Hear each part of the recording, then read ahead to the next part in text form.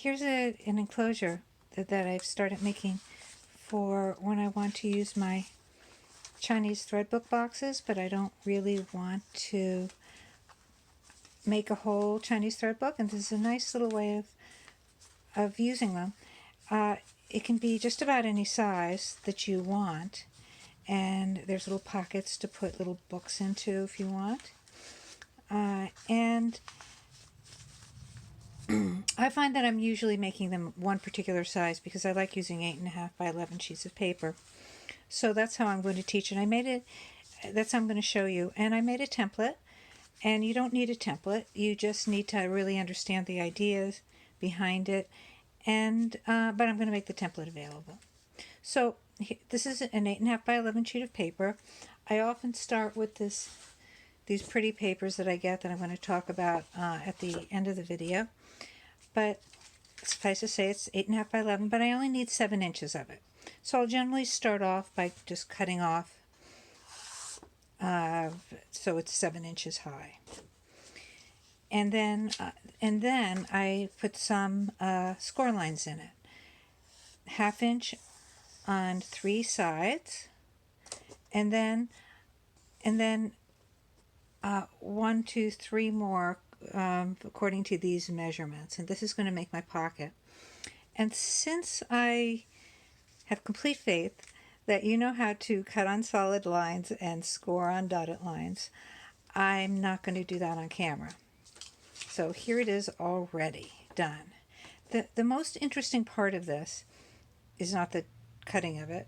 It's there's a couple of really interesting parts. One is the corners, and the other is how this folding is done.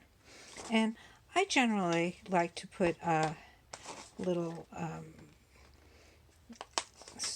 thing here to, well, it's not going to do it, so I'm not going to do it. Something's wrong. Okay, so I generally like to do a little cut there, but I usually use a paper punch. That works better. Okay, so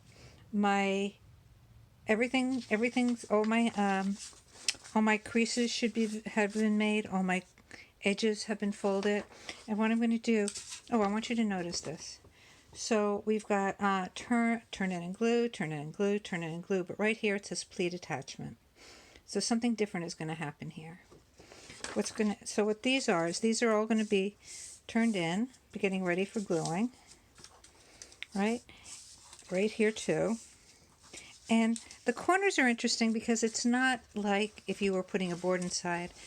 I'm using paper, so I wanted this to have a little bit more sturdiness. And this is something that Susan Scher showed me, and I think it's marvelous. So what I'm going to do here is I've got these folds here. They're nice sharp folds, so they show up. And I'm going to come in even a little closer, I think. Yeah. And what I'm going to do is I'm going to try to use these little folds that I've made. Sometimes I need to push that out.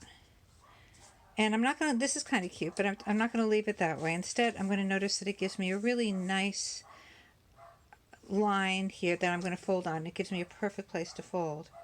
So what I'm going to do here is put a little glue, fold on that line, fold on the line, and then when I do my other gluing in, it will perfectly match right here in the middle, making a very nice sort of thick way of putting in the corner so that it protects the corner. Okay, I'm going to do that again because it's such a cool thing. I really want you to see it. So there's my lines. I'm going to make sure that this sort of folds on this little square. I've got to use my thumbnails. There we go. And open it up. I have formed that line. Put a little glue there. Fold it over. A little more glue, and then I'd be gluing down the edges. Let's see, make sure that's right. One thing that you can tell if you've done it right is that these lines line up. There we go.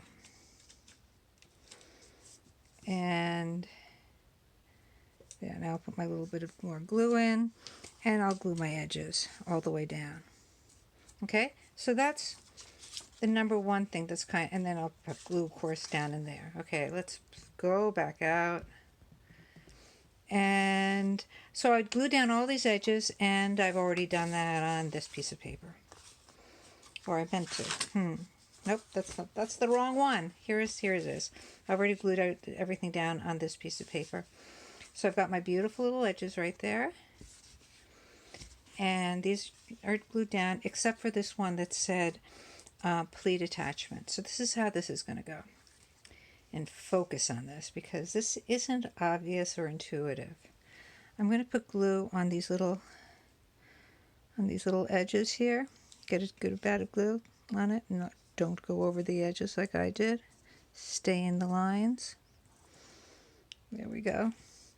And now there's 3 folds. You see there, you should see on yours, there's 1, 2, 3 folds. And we're going to fold the middle one.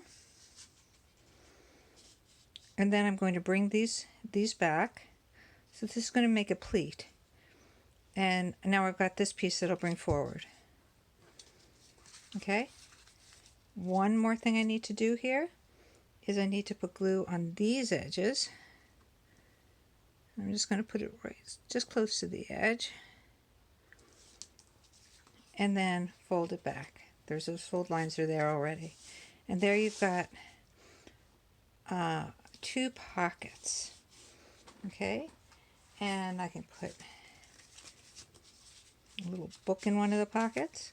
And then I generally have around, probably shouldn't be putting stress on these pleats just yet. There we go. I usually have around these kinds of boxes, because this is made from an 8.5 by 8.5 inch square. And so this is another reason why I like to use this size, because then this folds down into a rectangular tray that fits just really nicely into the book. So what you have here is you've got a pocket for your little book. You've got some more pockets over here. So, you know, if you need to bring some quadrilaterals around with you. Here's a little thing for your cookies that gets glued down here. So you've got this nice little packet. And even this little book here is made from, let me see if I can zoom way out. No, I can't. This little piece of book here is also made from an 8.5 by 11 sheet of paper. Maybe a couple of accordions, and then I like to use the scraps if I can to completely decorate. Now I want to tell you something about the paper that I'm using. I love this paper.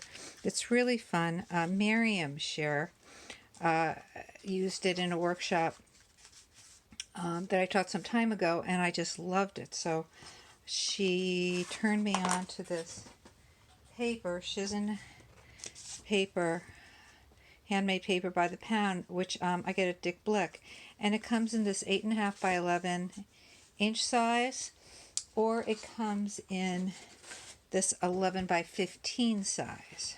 So the 11 is the important part to me, because I end up using that size a lot in a lot of different ways. So that's it. Like I said, you don't really need the template, although I'm making it available. And you can make these any size you want and put your little books inside of them, your little boxes.